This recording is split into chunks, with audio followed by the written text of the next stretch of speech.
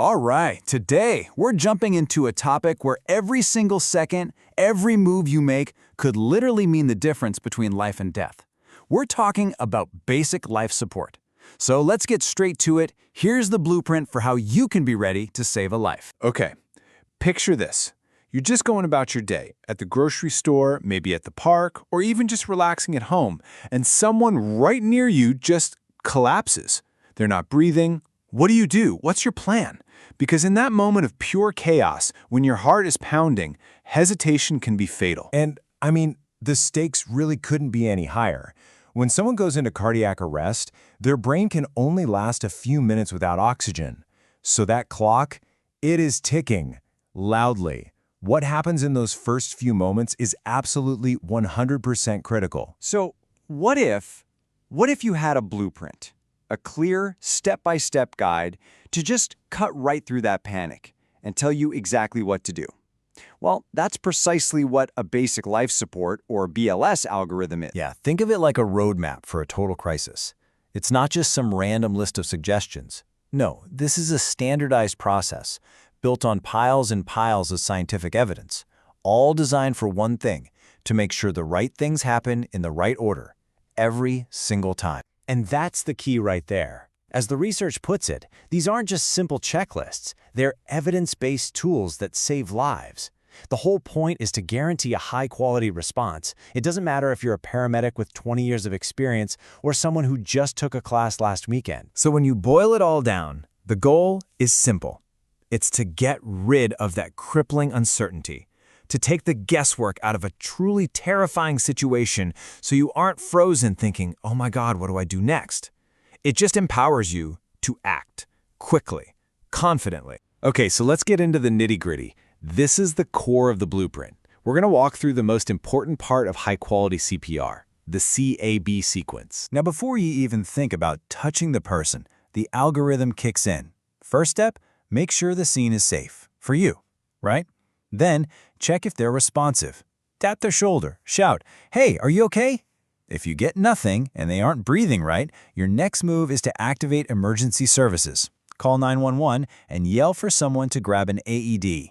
Then you get started. And this right here, this is a huge deal. It's a major shift from the old ABC method you might have heard of. The priority now is C, compressions. Why? Because getting that blood moving is the single most important thing you can do.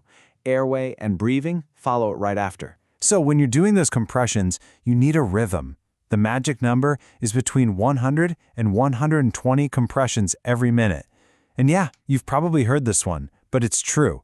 The beat of Stayin' Alive by the Bee Gees is pretty much perfect for this. It's right in that sweet spot. Okay, so you've got the speed down, but just as important is the depth. For an adult, you've got to push down at least 2 inches, and that's not just a random number. That depth is what it takes to actually squeeze the heart enough to push that vital blood up to the brain. And this is the pattern you're going to follow. It's 30 compressions, then 2 rescue breaths. 30 compressions, 2 breaths, over and over. It's a cycle, and you just keep going. And let me tell you, it's exhausting, but that pattern is what keeps them going. Now, the second an AED shows up on the scene, you use it immediately. You pause compressions just long enough to stick the pads on and listen.